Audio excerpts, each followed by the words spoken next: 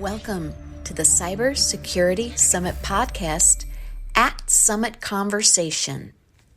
Hey, Wendy Meadley here at the 14th Annual Cybersecurity Summit, and we are behind the scenes in the Cyber Pro podcast.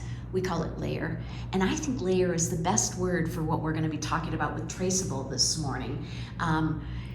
And so I'm going to have my guests introduce themselves, and we're going to talk a little bit about how people come to learn about cyber, I think, and we're going to dispel some notions about hackers, and we're going to talk about some other things too. So Katie, tell us a little bit about you and bring us into the loop here. Hi, I'm Katie Paxton-Fear, and I am an ethical hacker at Traceable. I'm Kelly McShane. I'm part of the sales team here at Traceable. Okay, and so talk to us about what you talked about in your session here, what you shared with other professionals that are both cyber folks and business folks to help them have their finger on the pulse of what's happening with cyber right now. So Traceable is an API security company. APIs are kind of like the hidden highway of our modern applications, whether that's programming mobile apps, whether that's pulling together desktop applications. Everything works under the hood. It's all APIs. And with that, my talk was all about how to hack APIs and how to find security vulnerabilities in APIs. Okay, and so as an ethical hacker, which you just told you are, do you have to wear the hoodie? Is that a dress code thing? They say dress for the job you want, and I have my dream job. So I always come in the full hacker uniform, dark hoodie and jeans. Okay, good. I mean, that's how they depict it out in the world, and so good to know that it's real. All hackers hack best in comfort. You put them in a suit and they're too uncomfortable thinking about the little crinkles of how the fabric moves to actually focus. Awesome. So let's talk a little bit about fraud, right? So we had talked about this yesterday when we were preparing for this, and we thought that was kind of an interesting, based on what Traceable does. Talk to us about the intersection there. I think really with something like fraud, it's kind of the way we experience cybersecurity in our everyday lives. I mean, we've all gotten a phishing email. We've all gotten, a strange prince telling us we've got thousands of dollars. We're always getting banking scams. A really common one that people might experience is a random message saying, "Hi Mom, I'm sorry, I've lost my phone," pretending to be somebody's child. And I think now more than ever, people are seeing it be really constant in their lives, and a lot of people are wondering, how they can stay safe in an era of fraud. Now, obviously, there are great products such as Traceable, which help mitigate this for their banking kind of vendors, if you like, their banks. However, my top tip as an ethical hacker for anybody who is kind of worried about cybersecurity is, how when you get a phone call from the bank, they will ask you security questions. They'll be like, "Oh, can you tell me a recent transaction? Do you have your card information?" Put it on them. Reply back. If you get a call saying, "Oh, I'm calling from Amazon," be like, "Prove it. Prove to me you're Amazon. Tell me what my last order ID was. Tell me what was in the last order I made." And I actually caught out a scammer this way. I got a phone call claiming to be from Amazon, and I said, "Well, if you're from Amazon, what was my last order? What was the date of it?" And they're like, "I don't have that information." I'm like, "So you're not Amazon then, are you?" Right, exactly. And they probably can't give out really big detail to you, but they could give something baseline, like a date. And it's the same if someone calls you or someone sends you a text pretending to be your child. You can verify that by simply asking, "Oh, when did we last meet up?" or "Where do you live?" or "Where do you go to university?" and kind of put them in a position where they kind of have to know a little bit more to even get to talk to you. Because they flee. Yeah, they will. Could they flee? If you don't look like an easy mark, they'll be like, "Well, they'll go to the next one." Exactly. Boom, boom, boom. Robocall, right? Yeah. Okay, so how do we on the front side, is there anything we can be doing to protect ourselves that makes sense personal's one thing, business is another thing. Yeah. We've been talking a lot of businesses here, and most of the tools and solutions that folks are talking about here at Summit are focused on businesses. Yes. And my sense of it is thank goodness we have so many companies that are focused on this area and helping businesses get safe and be safe. We also have public sector here and all the 3-letter entities and all that. And we've learned a lot of, we've got a lot of folks paying attention. So in the US, we're in pretty good shape. Still getting hit all the time, still, I guess where I'm going with it is, if I'm a medium or a small size business, I don't probably have a CISO or an expert, and I don't really know how to enter into making my company cyber smart, knowing even how to entree, protect my people, all that. What's your advice around that, and what do you especially relating to what Traceable does? I think really for businesses, it is challenging. There are so many situations where, the companies just don't necessarily have the budget for security. It's maybe the last thing on their mind. I think a lot of governments are really stepping in there to give that advice. I think if you think about what CISA is doing, they're doing huge things to try and support SMEs in cybersecurity and helping them do it. I would always say, the number one thing you can do is just be aware of security, listen to talks, listen to podcasts, hear what the conversations people are having are. If you have a better idea of just what is happening, what kind of attacks are out there, you're already going to be better than 90% of businesses, and you don't even need a budget for that. Next thing is, if an ethical hacker like me contacts you and says, hey, I found a security vulnerability, please reply to us. Right. We genuinely do hacking for the good of everybody. We might look at products that we use, we might be looking at stuff in our local area, and we care a lot about making sure that people are safe. So if an ethical hacker like me comes and talks to you, please reply, please listen. I promise we're not going to extort you. Yeah. We are. You're not trying to do anything nefarious. No, we just care about security, especially in products that we love and use every day. And so now you just made me think something. How do you get all these young people involved, and how do you make sure they go to the light side instead of the dark side? Honestly, a few years ago, I think, you were in this really weird position where, the dark side was the easier side to get into. And now it's completely flipped over. There are so many really great initiatives for getting kids and teenagers into cybersecurity when they're like 15, 16. There are great programs like Cyber First that encourage kids to get involved. Kids can look at internships. There is something called Bug Bounty, which allows people to hack companies and receive bounty payments when they find a vulnerability.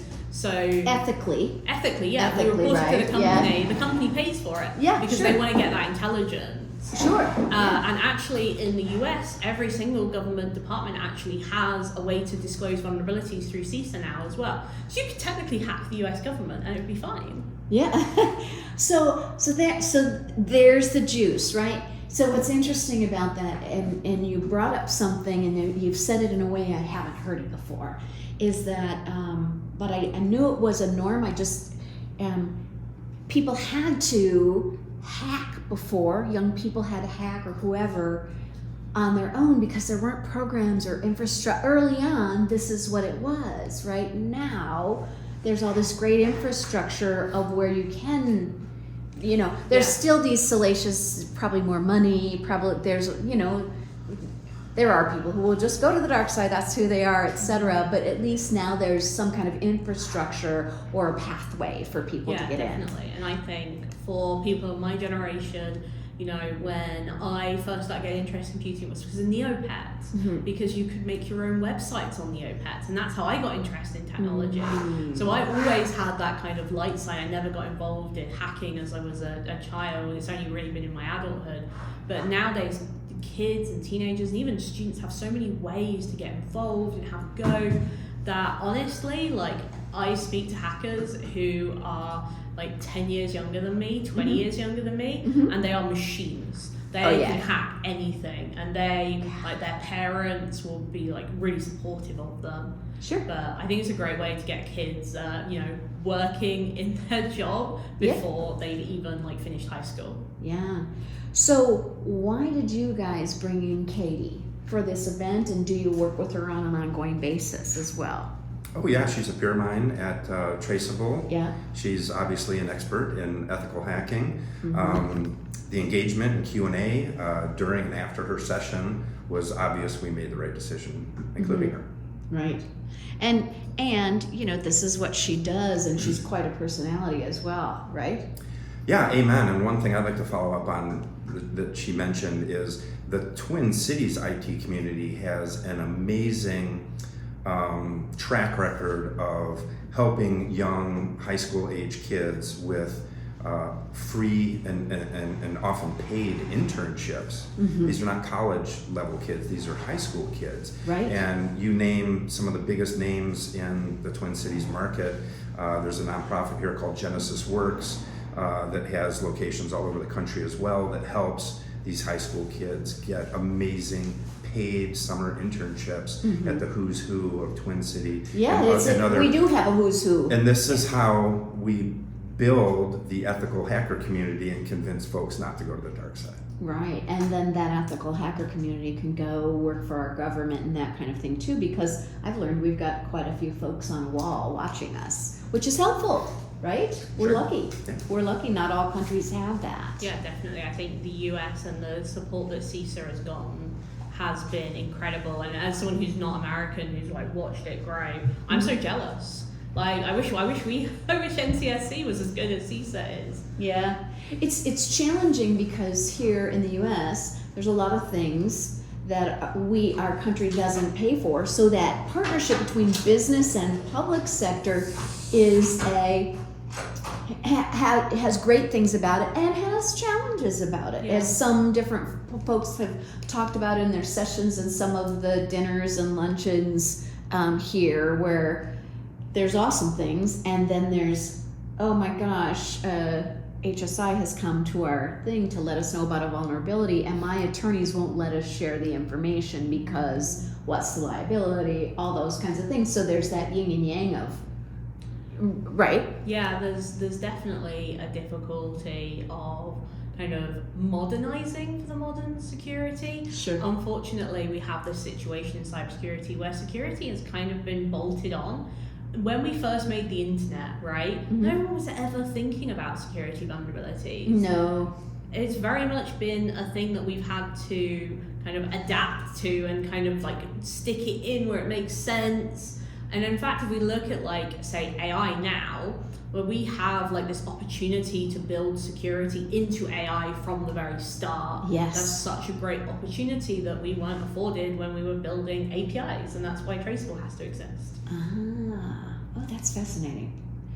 Okay, what did we miss? What have we missed? What else do we need to know? What do people need to know? Did we miss anything? I think it's what people don't know about the API estate in organizations that's the biggest risk. So help us understand that. Well, as Katie pointed out, people have invested furiously in microservices which are driven by APIs, and these APIs get built by development teams who don't document really well. They don't go back and fix vulnerabilities, so they kind of linger over time. And I think business leaders and IT leaders don't understand their API risk because it's not well known. So so companies like Traceable and a handful of others help people discover and inventory those APIs, because you really can't size up the risk unless you understand it. Unless you even have a list of what they are, first of all, right? Exactly. And then the other thing that's interesting about that is, I think that because cyber lives in a different silo than IT does, that's part of the issue, isn't it? It is. There's friction and sometimes animosity between those teams. And Katie did a great job highlighting in her session how teams that try to reduce that friction are much more successful. Yeah. Well, it's a fascinating topic, and over the next year, Katie, I'm dying to know, what are you looking at? What are you watching? What's going to excite you over the next year? Like, what's the juicy piece of steak they're going to put in front of ethical hackers this year? Oh, that's such a good example. A lot of people will expect the answer to be AI, but I'm not a lot No, of people. I don't need it to be AI.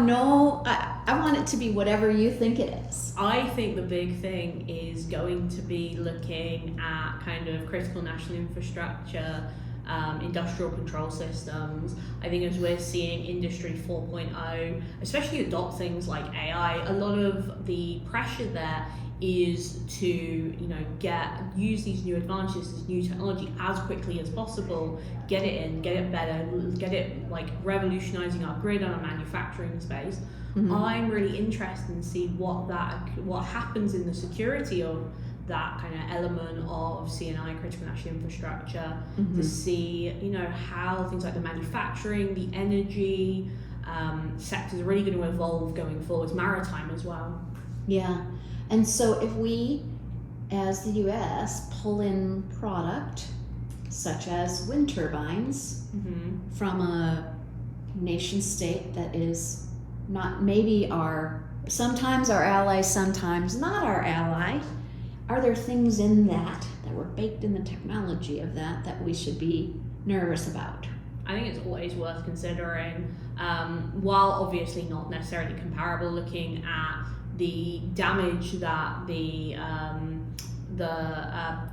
pages were able to do recently, though that would be something that I think many organizations, especially on the CNI side, it's more for wind turbines, less for people who make apps. Yeah. Should really be considering and worried about, and of course all of that technology fundamentally runs on APIs. Yeah, that's why I brought that. That's why I brought it up. Yeah. So because all of that is APIs, it means your API layer is like this critical layer that connects the physical and the cyber together. Mm-hmm. How do people then get in touch with you guys or start that conversation of getting their API list in place? Is that usually the starting point? Yeah, that's usually the first phase of an API security project is discovery, inventory, mm-hmm. Classification, absolutely. If folks want to get in touch with Traceable, you can find us at traceable.ai. Mm-hmm. Not sure if I should share awesome. my email. Yeah, I wouldn't do that in the world.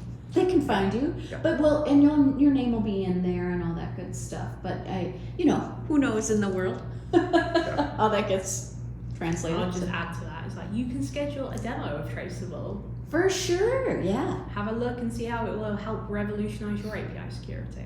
Awesome. Well, I appreciate you guys coming behind the scenes and giving us some more insight, and it just layers on. And I love that you didn't go the standard path of AI and gave us a new squeeze of juice. I could have gone 2 ways. I could have gone election or AI. Oh, yeah. Well, election has been touched on with some folks. But so if you want to throw that in, let's hear about what you're thinking relating to election. Oh my gosh. Just curious. U.S. election, right? Yeah, U.S. We've already had our election. How about? I know. I watch it. U.S. presidential election is the frame, right? So I think with the US presidential election coming up, like just next week, honestly, kind of interesting to be here during an election. It's wild. It's a very different experience back in the UK. I think a lot of people are going to be looking at election. Obviously, we've heard a lot about election interference. Mm-hmm. And actually now with Elon Musk and his pact, we're seeing not just election interference coming from abroad being kind of a major concern, thinking about Russia. We're now seeing election interference homegrown, and that creates a very interesting environment for these upcoming elections that, we've got situations where billionaires are being able to pay people in swing states to vote, and it's a very strange situation that I don't think anyone ever thought would happen. Right in front of our face. Right in front of us, yeah. They're almost daring you to be like, well, we're doing it out in the open, so it must be okay. Well, and right? They haven't been arrested yet, right? So it's fine. Well, They're being investigated, but we're how we're long until we slow. actually see the outcome of that? We're slow. Yeah, I think that's going to be fascinating, and I think it's going to be fascinating to see like what. So the good thing at this conference is we've actually had the people here who are protecting our elections, and our elections are secure. Yes. They're Definitely. safe. No matter what people hear on wackadoo news channels, our election really is buttoned up. Definitely. Now, there are these things hitting at it and changes, just like in the US, we've had these moments where we've all of a sudden had militia and all that kind of stuff happen, right? So now this is that next thing where you go, oh, okay, the landscape has changed. And I'm sure we'll address this the next time around. There will be rules in place for what happens It's now, because interesting, 'cause so much America's of iterative. Yeah, so much of it is like stochastic terrorism as well. These aren't people who are throwing like a Molotov cocktails in ballot boxes. Yeah. They're not radicalized by a single person that we can take down. A No. lot of the radicalization is happening on YouTube and social media. So it's going to be interesting to see what role the kind of influencer plays going forward in elections, and whether or not, I would say we probably will see some kind of restrictions on influencers around elections and what kind of, because news obviously already has it. Influencers can say whatever they want. They're not regulated. For the moment, Yeah. right? And I think we'll see new things on media companies, Definitely. right? Because that's the challenge for Elon Musk. Mm-hmm. He's not just a billionaire. He owns what would be a media company, and so I think you're going to see reform. I don't know this, but I would guess you're going to see reform around the social channels living in news media Definitely. world, Yeah. because that's now real, right? Yeah. You can't just say whatever you want. Yeah. No, you can't. Well, you kind of can. You You can can to a point. But if you end up encouraging people to commit acts of terror, That you can't do. yeah. Yeah. But I think it's amazing the confidence I felt the past 2 days listening to our local friends from the National Guard cyber team, Department of Homeland Security, Secret Service, FBI. I mean, people are concerned about election integrity. Yes. We have the best of the best in Minnesota and across the country We do. fighting for a fair election. I believe that in all my heart. I do, and I wasn't sure coming in because of what you see on the news, and you're like, gosh, I hope we have this. Yeah. But now you talk to the people who can show you the receipts, Yeah. and we do have the receipts, and we do know it is. Yeah. But there's been that, the influencers are out there trying to make us think we don't have it, right? And I know they're deflecting things, and there is incoming, right? But yeah, I appreciate you saying that. So, well, thanks for your time, and thanks for all the insight. This was fun. Yeah, Thank you it was so fun. much Thank for you. having us. All right. Awesome. Thanks for joining us today at the Cybersecurity Summit podcast. See you next week. We invite you to join our Cyber Pro community on LinkedIn at Cybersecurity Summit.